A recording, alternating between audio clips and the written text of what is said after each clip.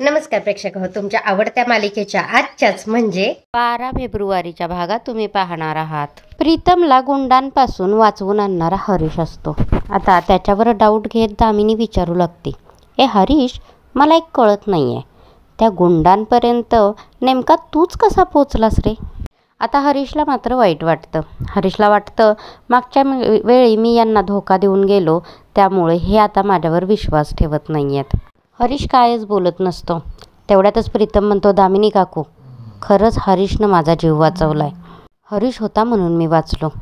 आता हरीश काहीही न बोलता पारूची माफी मागून निघालेला असतो. पारूच्या मात्र तोंडात आलेलं असतं, हरीश सर, त्या दिवशी तुमची काहीही चूक नव्हती. सत्य तर. तेवढ्यातच हरीश तिला सत्य सांगण्यापासून थांबवतो आणि मारुतीची माफी मागू लागतो. मारुती आता त्याच्यावर चिडत म्हणतोच, माफ करू? त्या दिवशी माझ्या पोरीला मनपाट सोडून तू निघून गेलास कारण ती मोलकरी नाही म्हणून.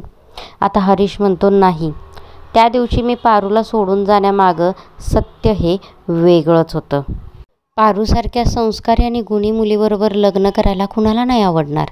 मी तुम्हाला खरं सांगतो, पारू मला खूप आवडत होती, पण माझ्या मनात भीती होती. मी पारूला आवडतोय का?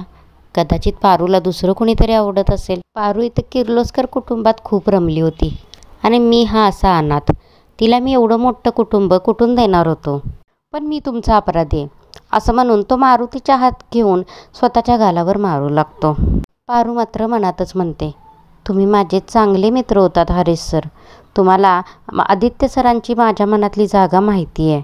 मग असे का बोलत असतील बरं हे?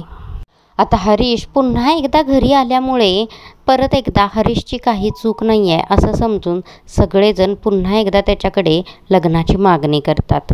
पारूही याचा विचार करू लागते. पहिला तर पारू घाबरलेली असते.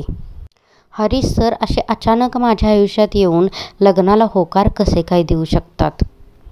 पण मारुतीच्या बर्डनाखाली आणि दडपणाखाली पारू लग्नाला तयार होते. आता सगळ्या जणांना मारुती घरी बोलवतो. सगळेच किर्लोस्कर कुटुंब मारुतीच्या घरात आलेले असतात. अहिल्या विचारते, मारुती, आम्हाला का बोलवलंस?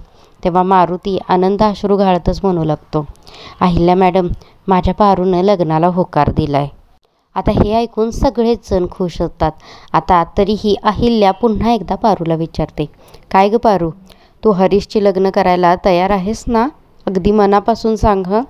पारू ही होय म्हणते. आता घरातले सगळेच जण खुश झालेले असतात, पण आदित्यचा चेहरा मात्र पडलेला असतो. आता खरंच पारूचं लग्न हरीशशी होईल का? की आदित्यला त्याच्या मनातलं प्रेम बाहेर काढता येईल? तो व्यक्त करू शकेल का? की यामागं हरीशचं काय षडयंत्र असेल? तुम्हाला काय वाटतं? आम्हाला कमेंट करून नक्की कळवा. आणि या मालिकेच्या अशाच डेली अपडेटसाठी आत्ताच बेल आयकॉनवर क्लिक करून आपल्या चॅनेलला सबस्क्राईब करा. व्हिडिओ आवडला असेल तर लाईक करायला विसरू नका. धन्यवाद.